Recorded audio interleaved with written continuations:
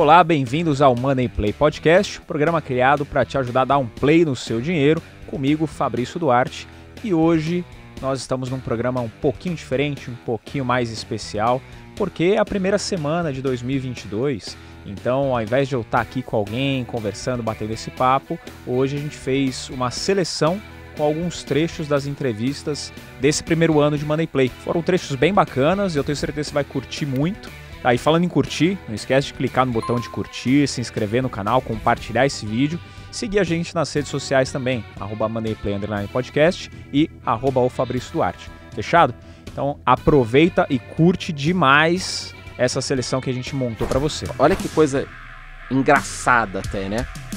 No momento que a gente está conversando aqui, pode e deve ter alguma ação na Bolsa Brasileira que vai multiplicar por 10 nos próximos 3 anos. Se tem que botar no cripto, tem que tentar tudo. Calma, porra! Aí eu lembro que o primeiro refresh que eu dei no site da corretora tava lá, menos 150 mil. Isso aqui é novidade. Eu falo com os americanos de agulhada, de ponto falso, os caras ficam loucos. A gente consegue falar bem de análise técnica dos caras e talvez até melhor. Eu acredito primeiro numa festa mesmo, num exagero da bolsa, das criptos e tal. Eventualmente até a bolsa batendo 150 mil, um exagero mesmo. Eu escuto até a música, já tá no esquenta. Obviamente nós estamos no Brasil, onde nem sempre as coisas funcionam de acordo com a lógica. Não faz nem sentido você falar pro cara, você precisa poupar pra investir. O cara fala, cara, tô ganhando R$1.000 por mês, como é que eu vou poupar? Tô tentando pagar minhas contas. Aquele filtro inicial saiu lá, 20 empresas. Aquelas 20 empresas, eu vou passar realmente para um trabalho mais detalhado de entender também qualitativamente como funciona aquele negócio, no que consiste, como que essa empresa ganha dinheiro, quais são as características desse mercado. Você pode convir comigo que são negócios completamente diferentes do ponto de vista de dificuldade de você concorrer, você ter um quiosque de paleta mexicana ou uma petroquímica. Como vocês podem ver, né? Quer dizer, eu sei que alguns provavelmente não estão só ouvindo, mas aqueles que estão vendo aqui podem olhar pra mim e ver que eu sou um sujeito muito bem alimentado, né? Então a minha vida não deve ter sido feita só de erros, né? Eu tô aqui até hoje. Então assim, eu tive muitos acertos, quer dizer, eu desenvolvi métodos, desenvolvi sistemas, eu desenvolvi coisas. Quer dizer, fiquei 5, 6 anos fazendo isso, não morri, não quebrei, né? Tô aqui. Comenta aí, né, como é a vida em Bahamas, né, tal.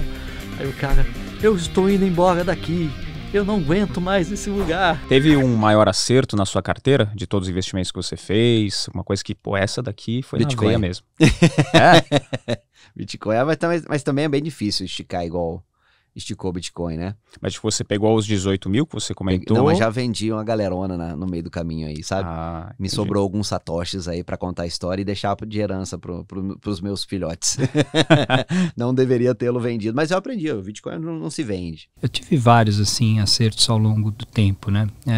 E quase todos eles vão muito nessa linha de acertar o macrotema, de acertar qual que é o melhor setor para estar naquele momento do que o papel especificamente. Então, assim, historicamente, eu ganhei muito dinheiro no boom de ciclo de commodities de 2003 a 2007.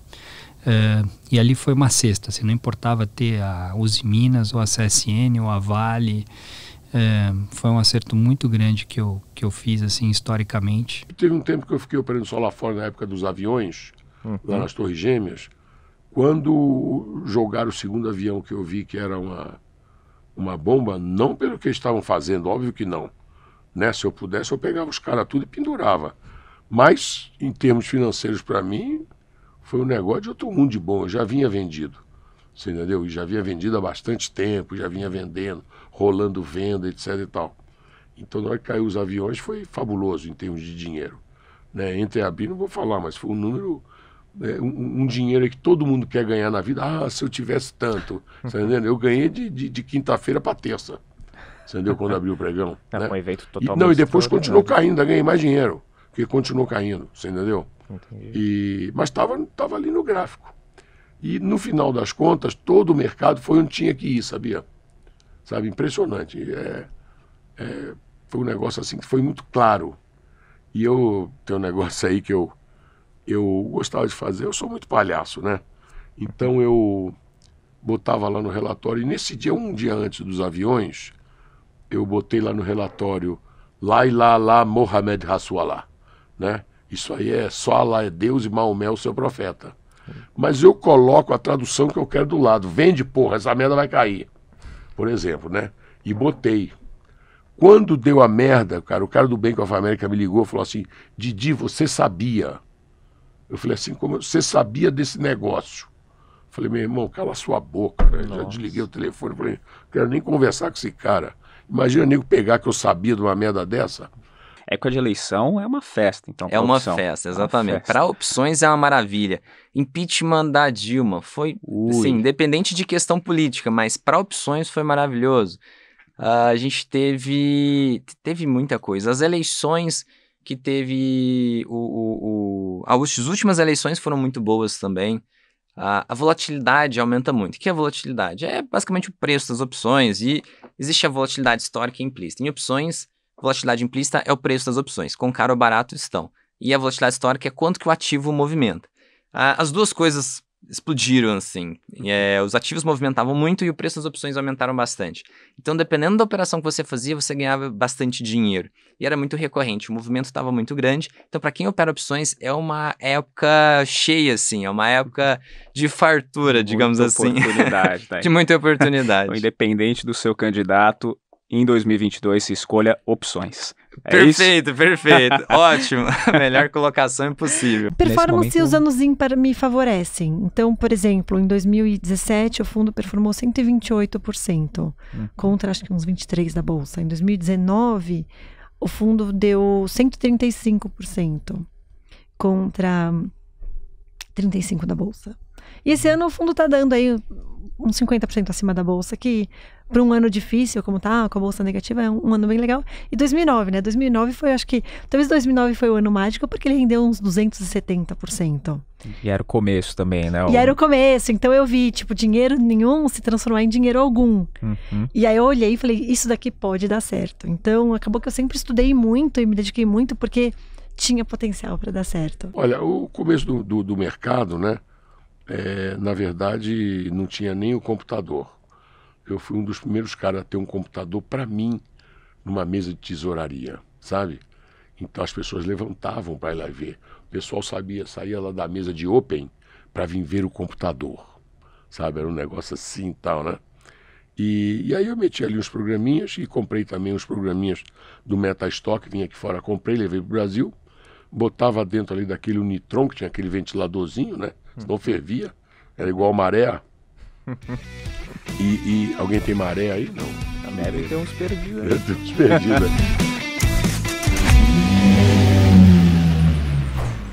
Por todos os erros, por todas as falhas e tudo mais, isso só agrega, né? Eu não acho que você tem uma carreira de sucesso que você nunca fez nada, né? Você não quebrou... Alguma coisa aconteceu, entendeu? Você está num mundo que você não está enxergando o que está acontecendo, né? A partir do momento que você enxerga e que você opa, peraí, errei, né?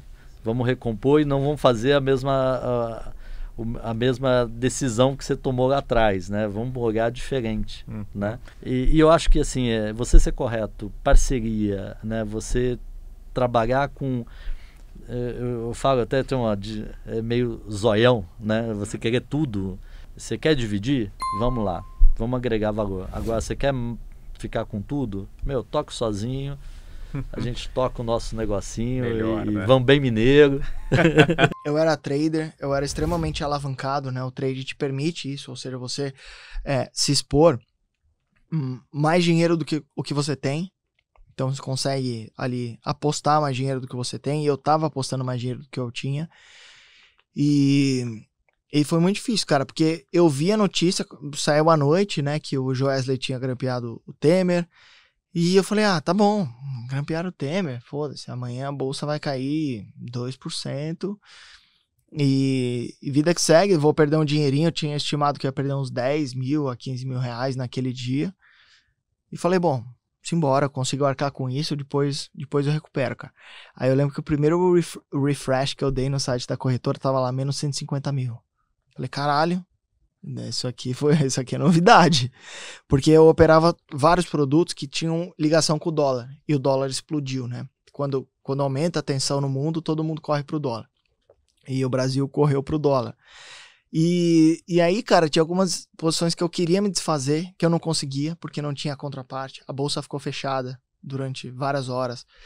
Então, assim, foi um sentimento de impotência muito grande. Então, para mim, foi não só uma perda financeira, porque eu sabia que eu poderia vender o carro que eu tinha e conseguir uma carta de fiança na corretora, que basicamente tudo iria se solucionar. Mas o fato de você querer sair de uma posição porque a bolsa está fechada, ou você querer montar uma posição porque a bolsa está fechada, é muito ruim. Então, o trader, ele passa esses perrengues, que o buy and holder não passa. Eu nunca fiz cagada gigantesca no mercado financeiro. Empreendendo, eu já fiz umas besteiras bem grandes, assim. Se quiser, a gente fala daqui a pouco. Mas no mercado financeiro, por exemplo, a criptos, eu já comprei muita cripto porcaria. Que se falava que era o must lá, shitcoins mesmo, né? Shitcoins. E elas não foram para frente, não mudou nada na minha vida. Talvez sejam as maiores perdas percentuais, mas eu separo o dinheiro em caixinhas, isso vale para todo investidor. A pessoa quer aceitar o investimento da vez, cara. O cara quer pegar e falar, pô, eu quero colocar todo o meu dinheiro em OMBR. Fazia um tempo, eu tinha começado a operar travas. O que são travas? É um conjunto de duas opções. Uma opção vendida para eu ganhar o prêmio dela, né, conforme o tempo passa, e outra comprada para proteger o risco, para limitar o quanto eu poderia perder. E aí eu comecei a fazer essas operações, comecei a ganhar bastante dinheiro, e aí eu acho que é algo bem comum de todas as áreas que você opera com frequência, que você tem essa pegada mais trade, assim. Que aí é a pegada emocional, gerenciamento de risco, desse viés de confirmação. Acertei 1, 2, 3 vezes, vamos fazer agora maior, vamos arriscar mais? Então, esse não é um raciocínio legal.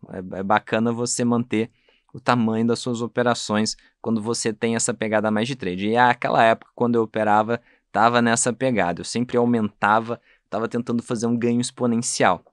Eu vendo o mercado ir contra, né, e chegar perto dos valores que iriam me causar prejuízo. E aí eu tendo que fazer várias coisas no banco, eu comecei a entrar em desespero, fui lá e inverti minha operação. Até o final do dia, o mercado voltou e atravessou os valores assim para eu atingir o prejuízo máximo. E aí eu entrei em choque, fui lá e saí da operação. Resumo da ópera, eu tive um prejuízo grande. Como eu estava sempre aumentando as minhas posições, foi algo assim, do meu lucro de vários meses, foi 80% do lucro. Não. Quanto você tem capacidade de perder? Porque quando você monta uma posição especialmente fundamentalista, você não vai ficar ali no dia a dia olhando o que está acontecendo com o mercado, né? Se você ficar marcando a mercado toda hora, você está perdendo, ganhando, perdendo, ganhando. Só que nessa marcada a mercado tem um limite do que você aguenta perder. Então você precisa ter clareza disso, porque senão, se você monta uma posição em que na primeira marcada você já perdeu muito mais do que você aguentaria, você já vai estopar e já errou. Aí no dia seguinte o negócio subiu e você fala, cara, você faz aquele papel de bobo, né? E você viu isso acontecer muito? Milhares de vezes, assim. No mercado, aliás, é o que eu mais vejo, né? E eu também apanhei, errei, e ao longo do tempo você vai meio que amadurecendo nessa calibragem, né? Pior momento de investidor que você teve, qual foi? As grandes crises, né? Se pegar 2008 foi uma pancada. Era só PF, né? 2008 você era independente, só investia... minha grana, Nossa, 2008 foi, assim, catastrófico. Catastrófico, assim, eu tinha, sei lá, era cotista de um fundo lá que caiu a cota no mês 30%. Porra, meu Deus. Foi o 2008 acho que foi talvez dos piores. Por conta da crise que teve mesmo. Que E também eu era, assim, eu acho que, enfim, a gente vai aprender até morrer, mas ali eu ainda estava mais virgem também, né?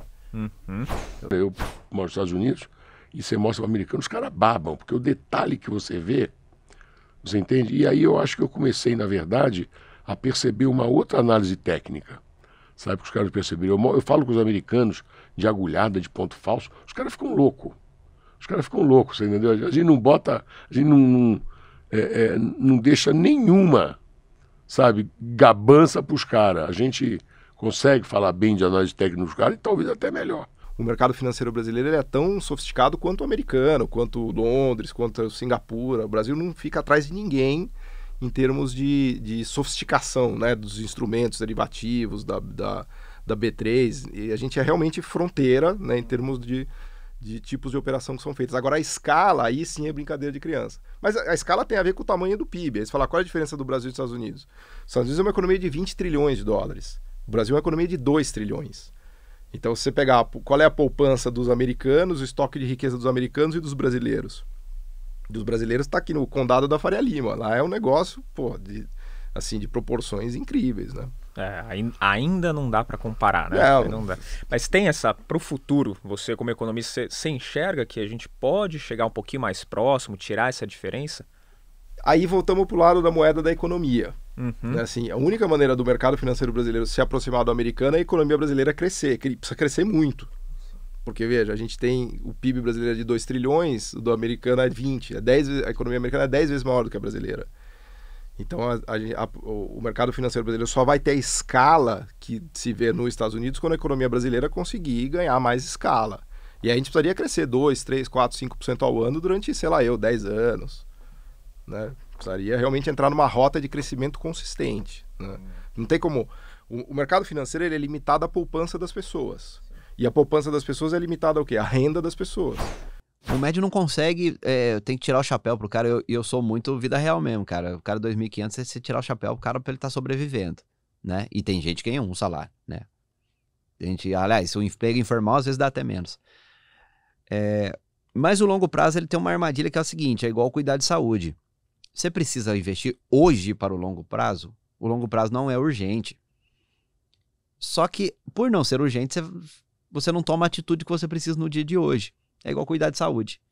Você sabe que você precisa um dia se movimentar, você precisa comer bem. Precisa ser hoje? Não, hoje você pode tomar sua breja, encher o prato de gordura, tá tudo certo.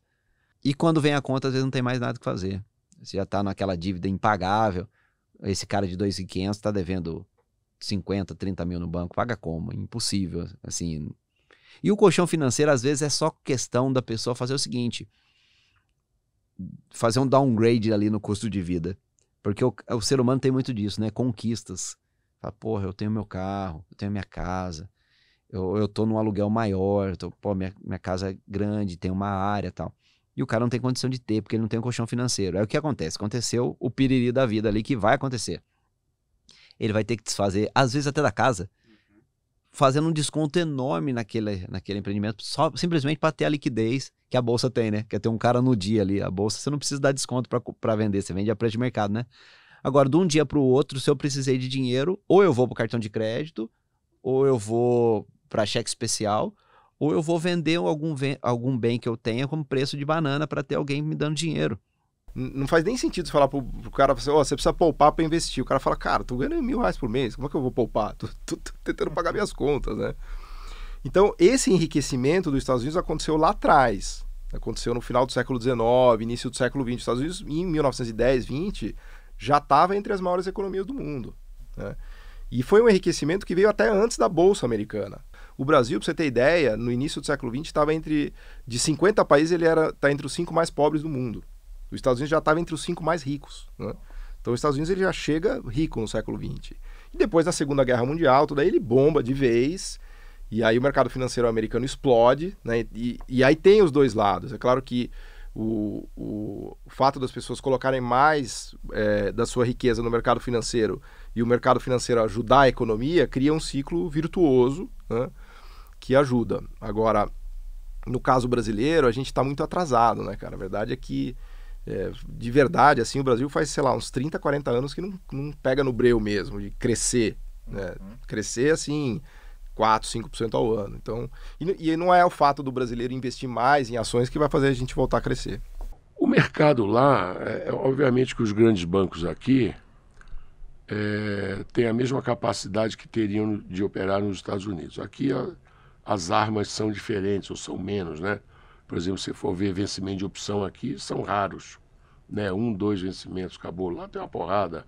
Aí você vê um papel bom, uma Petro, uma Vale, você tem lá 2, 3 opçãozinhas com liquidez, entendeu? Lá você tem 15, 20 de compra e mais 20 de venda, você está entendendo? Né? E com liquidez, se você quiser operar, botar lá, o market maker serve, entendeu? Então é uma coisa diferente.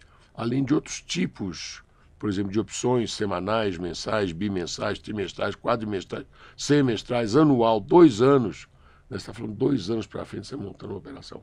Essas operações mais longas aqui no Brasil também acontecem. Claro que os bancos têm conhecimento disso. Só que acontece tudo isso, né, como contratos privados. É fechado pelas mesas de operação, em função dos interesses, vai fechando spread e fazem o negócio, né, e aí vamos embora.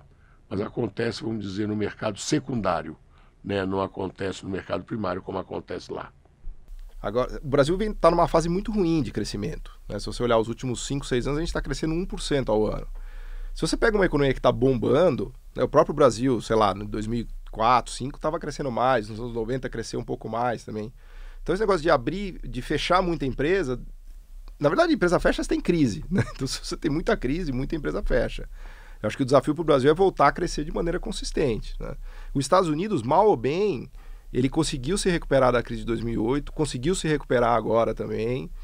Então, ele tá, assim, ele continua mantendo uma economia pujante, né? Acho que esse aqui é o desafio para o Brasil de verdade, é voltar a crescer. Isso. Tem um fundo que chama Voya Corporate Fund. Não sei se já ouviu a história desse fundo. Ele é um fundo de 1930. Foi concebido em 1930 e na lâmina do fundo, ali nas regrinhas que o fundo tem que seguir, tá escrito que eles nunca mexeriam no portfólio do fundo. Nunca. Chama Voya com Y, depois vocês podem pesquisar no Google. V-O-Y-A. Voya Corporate Fund. Então eles pegaram em 1930, é um fundo que existe até hoje. Em 1930 compraram as 30 maiores empresas dos Estados Unidos e atestaram ali um carimbo que não poderia se mexer na composição do fundo. Se a empresa falisse, faliu. Se ela fosse comprada por alguma outra, viraria alguma outra, mas aquela composição não seria mexida. Cara, eles ganham de 90% dos gestores americanos e é um fundo que existe até hoje. E ganha do S&P, inclusive. Porque o S&P, ele é revisitado trimestralmente ou quadrimestralmente, sei lá. Então, é isso, cara. Eu não sei, cara. Eu nunca sei se essa frase é minha ou não, porque o dia que eu ouvi essa frase, eu já tinha tomado uns caramelos bem fortes. Mas uma vez eu ouvi uma frase que fala que investimento é igual sabonete. Quanto mais você mexe, menos sobra. Então, assim, uma postura extremamente passiva eu também não gosto. Eu gosto de mexer um pouco. Mas mexer tem que ser um pouco. É assim, comprei VEG e ela tinha 5% da minha carteira. Ela foi para 15%, porque ela valorizou mais que o resto. Opa, vou fazer um controle de risco, tirar esses 15%, voltar dos 15% para os 5%, pegar esses 10% de excedente e distribuir em outras empresas que são melhores oportunidades. Então, assim, mexer demais é ruim e não mexer também eu acho que é ruim. Tem que tentar achar um equilíbrio. Acho que, como tudo na vida, tem que saber fazer esse rebalanceamento. É de onde vem a grana, hein? Imagina que a pessoa tem 5 ações, tá? Ela botou 5 ações na carteira dela. Então tá ali, ó, Itaú, Bradesco, Banco do Brasil, Santander, Banco Inter e BTG Pactual, né? Ela tá diversificada? Provavelmente sim, mas é uma diversificação horrorosa, né? Porque ela tá muito concentrada em empresas similares. Quer dizer, na prática é como se ela estivesse investindo em uma coisa só. Eu gosto muito, assim, não existe momento certo, né? Uma regra de ouro para fazer os rebalanceamentos. Mas assim, toda vez que entra dinheiro novo, eu gosto de olhar para o portfólio e voltar a esses percentuais originais, né? Então, entrou um dinheiro novo e a minha parte de bolsa era para ser 30% e encolheu para 20%, porque está no momento de muito estresse, põe nos fundos de ações. Pelo menos a cada 6 meses, então eu falo assim, a cada 6 meses dá um carinho para sua carteira, né? Senta ali, olha, ela desequilibrou muito, às vezes se passa um momento de estresse muito grande, a parte de dólar vai ter dado uma subida, como aconteceu ano passado, a parte de bolsa encolhida. É hora de você vender um pouquinho da parte de dólar e colocar um pouquinho mais em bolsa. Ou em momentos de muito estresse. Então, por exemplo, em março do ano passado, quando começou todo o estresse com o Covid, que a bolsa despencou, eu falava para os clientes, olha rápido para sua carteira e vê se os fundos de ações encolheram. Eu não tenho ideia do que vai acontecer daqui a pouco, mas como a gente investe em fundos de ações para 5 anos, é hora de recolocar dinheiro neles. E quem fez isso ganhou muito dinheiro, porque aquele dinheiro subiu muito, até muito mais rápido do que a gente achava que ia subir. Então, vai fazendo isso então em 3 situações. 1 via dinheiro novo, 2 pelo menos a cada 6 meses, ou 3 em momentos de muito estresse e crise, porque você, na verdade, está transformando a sua carteira em algo anticíclico, né? Então, você não está se deixando levar, porque se você deixa a sua fatia de bolsa num momento de alta da bolsa subir eternamente, o mercado é cíclico, alguma hora aquilo vai voltar e você vai devolver tudo aquilo que você ganhou. Se você vai ajustando, você vai controlando o risco da sua carteira e embolsando ganhos. Então, faça rebalanceamentos. Para mim, é regra de ouro de carteira de fundos. O meu ativo número 1 da minha vida é meu tempo. E eu digo até o seguinte, se a tese de investimento é muito trabalhosa, não é investimento, é trabalho. Então eu tô gastando. O investimento foi feito para quê? Para multiplicar aquele dinheiro que eu não gastei. O trabalho, o cara fala assim, é muito legal esse jogo. O cara fala assim, mas tá rendendo tão pouco uma renda fixa da vida. Eu vou vender bala no farol que dá mais dinheiro. Eu falei, tá vendo como dá mais dinheiro o trabalho? E qualquer investimento qualquer trabalho que você tiver no Brasil no dia de hoje, você vai tirar R$1.000. Menos de 1.000 por desconto do salário mínimo. Ganha 1.000 de renda passiva, pra você ver se é fácil. Então, tá vendo como o trabalho dá mais dinheiro? E nada pode me dar mais dinheiro do que investir em mim, investir em tempo pra mim, pra minha família. Tempo, cara, tempo não volta, né? O Zatar gosta de falar, né? Viagem, o dinheiro volta, o tempo não, né? E tem muito sentido disso. E é perder tempo, sabe? O tempo não volta, eu não consigo investir meu tempo. Eu só consigo gastar ele bem, não consigo investir. Não tem um estoque de tempo pra deixar guardadinho ali, né? Talvez perguntar para Silvio Santos o que esse povo faz, Warren Buffett, o que esses caras fazem para estar com saúde na idade deles. Então, é questão assim de priorizar. Se eu tiver que gastar muito tempo fazendo, eu estou deixando de ganhar dinheiro no meu ofício. E eu acho que isso que pega muita gente no day trade, por exemplo, né? Mesmo que o cara tenha sucesso, o cara tá pegando e falando, pô, eu sou um médico, eu poderia estar ganhando bem mais, não atendendo o cara na hora, mas estudando, especializando. E sozinho eu consegui entender isso que muita gente coloca na literatura, agora já tem estudos, que você balancear dessa forma 90-10, 80-20, 95-5, então 90% seguro e 10% risco, é um balanceamento muito interessante, porque você consegue expor parte do seu patrimônio a ativos que podem ser explosivos, mas você não está arriscando aqui o teu principal, a ruína, porque você não pode arriscar a ruína, isso é básico, cara. Pegar todo o capital e botar em cripto, pegar todo o capital e botar numa ação, é uma loucura, porque você pode acertar 3, 4 vezes e depois você vai errar e perder tudo. Quando você tem 10% no risco, que nem no meu caso que eu multipliquei mais de uma vez por 10 esse valor, cara, teu patrimônio vai subindo muito e os 90% tá aqui. O que você vai fazendo? Joga dos 90% para cá. Semana passada eu gravei um vídeo que nessa alta agora dessa semana, eu com uma cripto, com uma altcoin, eu fiz mais 30 mil reais de lucro. Aí o que eu fiz? Tinha que balancear, peguei esses 30 mil, joguei para fundos imobiliários e ações, totalmente, assim, os mais seguros possíveis dos fundos imobiliários e ações. Então, pô, eu tirei capital de risco, 30 pau que eu fiz, do zero, com cripto, praticamente do zero, e joguei para algo que eu vou receber dividendo da minha vida inteira. Então, esse é o sair do risco. Você não pode ficar, pô, mas se eu fiz tanto com risco, se eu botasse mais, se eu botar mais... Aí você começa... Esse é o perigo. É uma loucura. Não, cara, cada coisa no seu lugar. Essa sensação banheiro, cozinha, cozinha. Podia ter ganhado mais. Se confundir, entendeu? Porque a gente tem objetivos conflitantes no longo e no curto prazo, né? Então, assim, eu quero, ao mesmo tempo, virar fazer o projeto Verão 2050, mas eu quero comer o bolo de chocolate que está na minha geladeira hoje. São dois objetivos completamente conflitantes. Aí eu vou racionalizar, vou contar um monte de historinha para mim mesmo. Não, é só hoje, não tem problema, é só um dia, etc. e tal. Amanhã também é só hoje. E o longo prazo acaba perdendo do curto prazo. A grande parte das pessoas falha no seu planejamento financeiro porque não consegue focar nos objetivos de longo prazo. Era 100% em renda variável até 10 meses atrás. E eu só sei porque... Que foi há 10 meses atrás, que o meu filho acabou de fazer 10 meses. Então, cara, depois que ele nasceu, eu peguei uma parte dos meus aportes e canalizei para renda fixa, justamente porque, apesar de ser um educador financeiro, acho que eu sou o mais desajustado que tem dos educadores financeiros, eu não tinha reserva de emergência, cara. Não tinha. E cara, só que como eu já era mais doidão da parada, eu acho que as pessoas meio que aceitavam. Aí depois que meu filho nasceu, eu falei, puta que pariu, eu não tenho reserva de emergência. Eu precisei. E o parto dele, foi pago com aportes meus, cara. Era para eu aportar, eu canalizei pro hospital. E eu falei, esse negócio de ter criança é bem caro. Se acontecer alguma coisa, eu não quero ter que sacar da renda variável para pagar uma emergência. Então, depois que o meu filho nasceu, eu canalizei os aportes para renda fixa e hoje eu tenho de 10% a 15% em renda fixa. Não dá para estabelecer um percentual fixo, porque a bolsa varia, né? Os outros 85% variam. Então, eu acredito que hoje, entre 80% e 85%... Mas você vê que é importante. É importante, cara, é importante.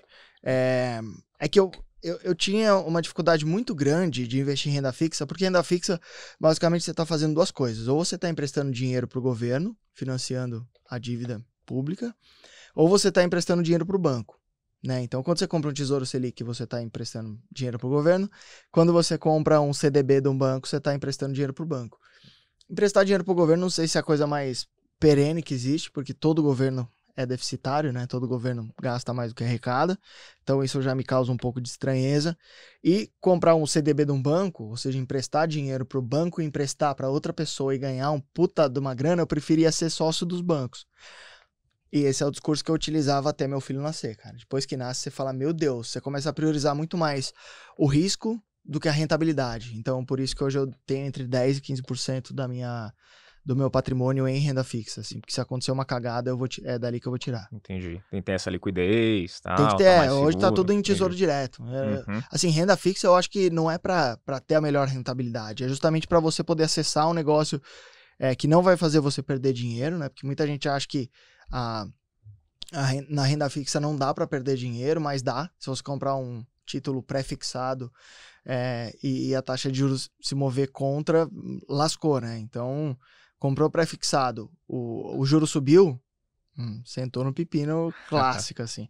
Então, sempre títulos pós-fixados de vencimento mais curto, que é o que não vai me dar a rentabilidade, mas é o que vai me dar a segurança. Então, hoje, eu tenho prezado pela segurança, cara. Então, o que eu gosto de fazer, tá? A minha estrutura hoje, carteira estrutural básica, ela tem 30% em fundos de ações, 40% em fundos multimercados, eu deixo 7,5% ali em fundo cambial e fundo de ouro e 22,5% em fundo de crédito pós-fixado. Isso fora a reserva de emergência da pessoa que, né, pelo menos 3 vezes o custo mensal ali separado.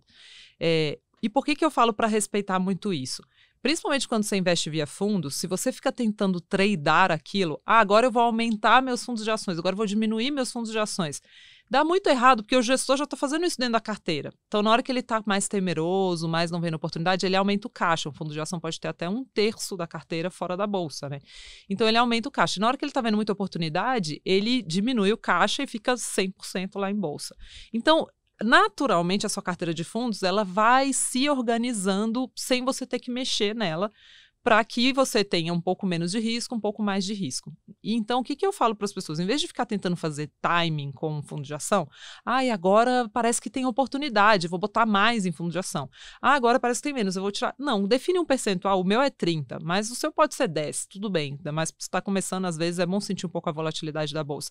Mas é 10% e acabou, você não fica ali, agora um pouco mais, agora um pouco mais. Até porque a gente não tem ideia do que vai acontecer no futuro. Quem sabia o que ia acontecer no passado? Ninguém, né? Sem chance. Então, assim, fica ali dentro daquilo. E dentro de cada uma dessas caixinhas, eu gosto de ter pelo menos 3 fundos. Então, dentro da caixa de fundos de ações, pelo menos 3 fundos de ações. De multimercados, pelo menos 3 multimercados.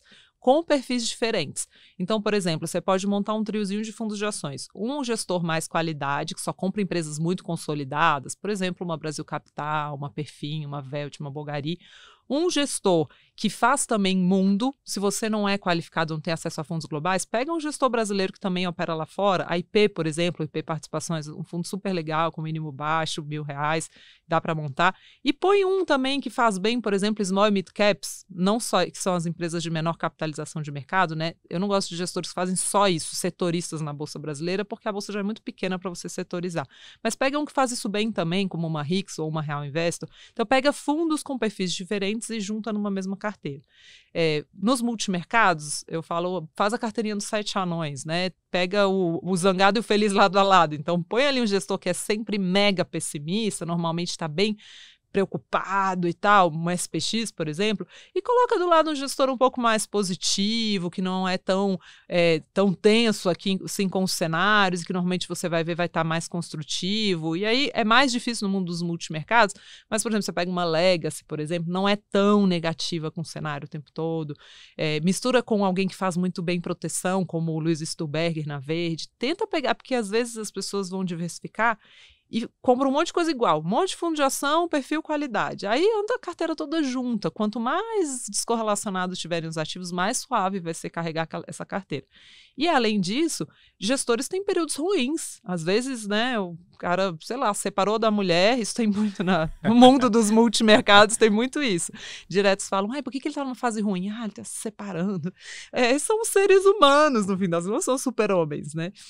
Então, às vezes, ele está passando por uma fase ruim, ou errou a mão e tal, e ele tem uma janelinha um pouco pior, mas você está ganhando nos outros. Então, tenta também, no crédito, a mesma coisa. Mistura um gestor mais conservador, com um mais arrojado em crédito, e assim a carteira ela fica muito mais equilibrada. A gente dificilmente vai ter coisa que depende daquilo desse tripé que eu falei. Confiança, crédito e renda. Portanto, a gente não vai ter construtora de alta renda que precisa de crédito fora da caixa para o consumidor consumir. A gente não vai ter coisa que depende de confiança, por exemplo, empresas que vendem coisas de ticket mais alto, eletrodomésticos, eletroeletrônicos. Acho que não é uma hora de ter consumo discricionário, aquela coisa que a pessoa não precisa comprar. Né? Acho que vamos ter aquelas coisas básicas hoje. Dificilmente a gente vai ter esse perfil de coisa na nossa carteira nos próximos 12 meses. E aí a gente vai ver quem foi eleito no Brasil, como é que é o novo cenário político, fiscal, e aí é um outro jogo. Então, vai ser o cenário 2023 que a gente vai ter que ir construindo ao longo de 2022. Acho que o primeiro alerta para quem está começando é tomar cuidado com as compras. Você começar vendendo, os riscos são... fazendo uma venda coberta, por exemplo, os riscos são bem reduzidos. Agora, muitas pessoas aqui no Brasil, principalmente, começam comprando opções curtinhas. As opções têm um vencimento. Você compra uma coisa que vai acabar logo. E aí a pessoa compra para essa opção adquirir valor, tem que acontecer algo em muito pouco tempo. Então, a maioria das vezes, essas opções vão valer zero. Elas vão virar pó, que a gente fala. Então, o maior alerta é tomar cuidado e evite começar com essas compras, porque boa parte das compras curtas viram pó, então a pessoa perde 100% do valor. Então, quem não entende, às vezes se assusta com isso. Uma coisa que me assustou um tanto legal, que eu parei de operar por um tempo para rever o que eu estava fazendo da vida. Esses dias, finalmente, uma coisa que eu tinha muita curiosidade é saber quantas empresas existem no Brasil. Porque a gente sabe que na Bolsa tem mais ou menos umas 500 ações. Me corrija se eu estiver enganado. Hoje deve estar com 450, 550, né? E aí esses dias eu vi quantas empresas que a gente tem no Brasil. Porque era uma coisa que eu tinha meio chutado, assim. Eu vi o número, 18 milhões e meio de empresas. Nossa. Essa é a quantidade de CNPJs que a gente tem no Brasil. Isso entre todos os CNPJs. Todos os CNPJs. Tudo. São todos os CNPJs do país. Caramba. E foi meio por acaso, me mandaram até uma matéria. Porque eu estava atrás desse dado, eu sempre falava, eu sei que tem milhares de empresas no Brasil e que tem 500 na Bolsa. Mas quantas empresas são, né? Esses dias eu vi o número, 18 milhões e meio. Então, isso já começa a ajudar a responder um pouco a sua pergunta. Porque, veja, a gente tem 500 e são as 500 melhores. Importante dizer, as empresas que estão na Bolsa são as 500 melhores empresas do Brasil. Que tem as marcas mais importantes, o volume, a escala, tecnologia, know-how, patentes. Né? Então, dessas 18 milhões e meio, as 500 melhores estão na Bolsa. Então, investindo na Bolsa, você está comprando uma das 500 melhores empresas do Brasil, que é uma ótima notícia. Inclusive, ela é também melhor porque ela conseguiu ir para a Bolsa, e o fato de ter conseguido ir para a Bolsa também já deu uma alavancagem para ela muito boa em relação às outras empresas, porque ela pode tomar dinheiro barato, ela pode fazer aquisições, ela pode consolidar. Agora, muito cuidado ao achar que essas 500 empresas representam a economia brasileira, porque esse é um grande debate. Então, veja, a gente tem um PIB brasileiro de 8 trilhões de reais, tem 18 milhões e meio de empresas. Tá padaria, MEI, restaurante, os gigantes, multinacional, tá todo mundo nesse bolo. Agora, é perfeitamente possível que essas 500 consigam ir muito bem, enquanto 18 milhões não vão tão bem, né? Então, é claro que se a economia estiver bombando, as 500 vão estar bombando mais ainda, né? Porque elas já são as 500 melhores. Agora, não quer dizer que se a economia tiver ruim, como aliás é o caso, a economia brasileira não vai bem, a meu ver, né? Está se recuperando e tal, a gente pode falar disso, mas a conexão ela é mais tênue do que se imagina. Porque nós estamos falando das 500 empresas que são as melhores. Muitas vezes a economia vai mal e as empresas da Bolsa vão melhor ainda. Por exemplo, pensa num setor que várias empresas quebraram, mas tinha uma na Bolsa que comprou todo mundo. Consolidou o mercado e ela se sobressaiu. Então, eu acho que precisa ter essa clareza, né? Quando você pensa que tem 18 bilhões e meio de empresas no país e 500 na Bolsa, aí já fica bem claro já. Você fala, bom, tudo bem, entendi, vai. Né? Então, esses 8 milhões são os que fazem parte do mercado. 18,5. Nossa, é empresa pra caramba. É o que faz parte do mercado real. Essa é a economia real. É o mercado real. É o que está movimentando ali mesmo. É até onde contrata-se mais, né? Se for pegar os empregos, claro. Se você pegar... Essa é até uma pergunta legal que você fez. Se você pegar as 500 empresas da Bolsa, vou dar um chutão aqui, tá? Hoje no Brasil a gente tem mais ou menos 85 milhões de empregos.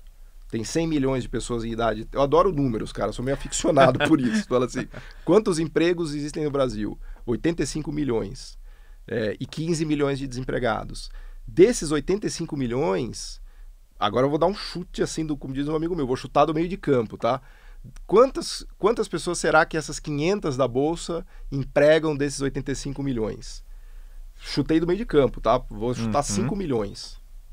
Talvez seja menos até. Pode ser que tenha saído pela lateral a bola, tá? Mas assim, se você quiser realmente ser muito generoso, você vai chegar numa conta de 10% dos empregos, vai?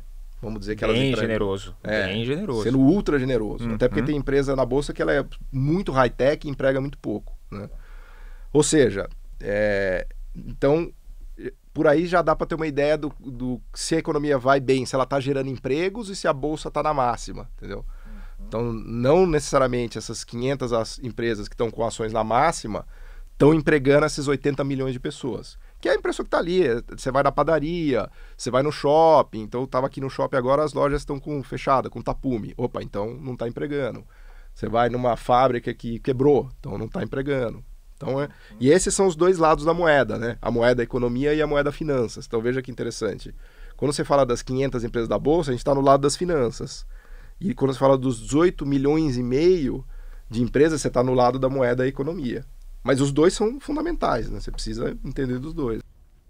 Mas eu acho que depois, em algum momento, a gente pode ter um evento de colapso mesmo, uma queda muito acentuada, auto-reforçada, exagerada, imprevista, em que a gente pode ter uma realização de 60%, 70%, porque a gente tem a realidade, que é o preço que está aqui embaixo, a gente tem a expectativa, as duas vão se afastando muito, o elástico vai esticando, e aí quando as expectativas se quebram, né, aí o preço, as coisas convergem lá para baixo, e o movimento é auto-reforçado. Por quê? Porque os trade follow, os traders vão vendendo porque acham que vai cair mais, aí chama a margem de um monte de gente, aí o cara tem que vender aquilo que ele tem no lucro, e aí o principal problema do colapso, na verdade, é que a taxa de juros sobe muito rapidamente, todos os ativos reais, os ativos de valor, o seu preço ele é dado pelo seu fluxo de caixa, tudo que ela pode render no futuro, trazido a valor presente, descontado por uma determinada taxa de juros. Quando esse juros sobe, o desconto aumenta muito, então é um pêndulo perverso. Quando os juros subirem, e a gente não vai saber esse dia, porque não tem reunião de Banco Central, o juros sobe porque o mercado exige, a bolsa cai muito drasticamente e é um efeito automático, é imprevisível, e aí tem que ver se a gente está preparado para passar por essa dificuldade. Muitas empresas vão quebrar, nós temos muitas empresas no estado de zumbi, né, que elas dependem do endividamento muito grande. Países como o Japão têm um endividamento de 250% do PIB, então eu acredito primeiro numa grande exagero, numa festa, porque a inflação pode dar uma tranquilizada, os balanços vão vir bem melhores aí, a crise energética pode diminuir, mas em algum momento a conta vai chegar, o endividamento cresceu demais E os bancos até salivam, né? Os banqueiros salivam por isso, né? É quando eles verdadeiramente ganham dinheiro. Com certeza. Aí é cada um por si, né? E aí quem paga a conta é o sardinha atrasado, que caiu ali na promessa de ganho fácil e que vai acabar pagando a conta. Então, essa ideia das janelas móveis, ela é de onde a gente tira isso? Porque às vezes eu falo assim, eu gosto de ter multimercados por pelo menos 3 anos. Aí assim, de onde você tirou isso? Você inventou isso? Não, porque quando a gente olha gestores, boas equipes, trabalhando juntas há muito tempo, quando você faz a janela móvel de 1 ano, qualquer pessoa que entrou e ficou 1 ano no fundo, você vê que assim, que alguns foram bem, outros foram mal, é realmente quase um jogo. Quando você alonga as janelas, boas equipes costumam ter bons resultados em 3 anos. Porque às vezes a equipe ela fica carregando por um tempo uma posição, por exemplo, agora. Muita gente esperando o Banco Central americano parar de resistir e aumentar o juro. Tem vários fundos com essa posição. Só que isso não acontece. Enquanto não acontece, o fundo fica sofrendo. E aí, se você entra e passou 6 meses lá dentro, você pode pegar só esse período. E esses gestores, eles gostam de fazer teses estruturais, né? Eu falo que investir num fundo de ações, um fundo multimercados por uma janela muito curta, é como se você estivesse tomando um remédio sem ler o manual, sem ler a bula. Porque eles falam isso. Se você for conversar com qualquer desses gestores, vai falar, cara, ano que vem, eleição, eu estou preocupado com isso. Eu não invisto para o curto prazo. Eu estou montando posições estruturais, posições de prazo mais longo, principalmente os fundos de ações. Então, se você está usando aquilo e tomando remédio sem ler a bula, você está fazendo errado, não é o gestor que está fazendo errado. Então, por isso que, para mim, assim, uma carteirinha nessa estrutura que eu falei, né, com os 30% fundo de ações, 40% multimercados, por aí vai, essa carteirinha carrega idealmente para pelo menos 5 anos. Mas eu gostaria de pegar o portfólio que eu tenho hoje e carregar que ele fosse minha herança para os meus filhos, assim, não é para ficar mexendo, né? Até às vezes as pessoas me perguntam, qual que é a diferença? Eu devo investir diretamente ou via fundos? Para mim, tanto faz você investir diretamente ou via fundos, eu acho que é a mesma coisa de assim, eu devo contratar um churrasqueiro ou fazer meu churrasco? Não sei, o que você prefere? Você quer fazer seu churrasco? Eu prefiro contratar um churrasqueiro. Só que se você contrata o churrasqueiro, você não fica ali em cima dele, peraí, tá na hora de virar a carne. Mas será que tá fazendo? Não, contrata um bom churrasqueiro e deixa ele trabalhar. Não fica trocando toda hora de churrasqueiro no meio do churrasco, vai dar errado. E vai e confia, entendeu? Por isso você tem que escolher bons fundos, porque senão também não dá para confiar. Assim... Não, exatamente. Hoje em dia é incrivelmente barato você começar. Se uma pessoa quiser montar uma operação com R$1, ela consegue. Hoje em dia é um pouco diferente de antigamente, felizmente. Agora é muito mais fácil, muito mais democrático. Você consegue a informação muito fácil e você começa também de maneira muito barata. Por isso que muita gente até teria condição de investir R$100 todo mês, o cara não investe, o cara, isso aí não vai dar em nada, porra. Melhor vai... gastar aqui, fim de semana, uma pizza, vou no bar. Eu quero ser feliz, e se eu morrer amanhã, é o que eu sempre falo, cara, você tá fudido, você não vai morrer amanhã, cara. Porque se você morresse amanhã, tava tudo bem. Mas e se você não morrer? Você não vai morrer, cara, a gente vai ver até 120, 140, e você vai estar fudido com 90, cara. E o plano de saúde vai custar R$5.000. Então você não vai morrer. Baseado em que você não vai morrer, meu irmão, começa a investir aqui para ganhar dividendo, para ganhar... Porque tem 2 fatos, você não vai morrer e o governo vai estar sem dinheiro quando você for se aposentar. São as únicas 2 certezas que eu tenho para te dar. Então, meu amigo, começa a investir agora. A gente se vê no próximo Money Play.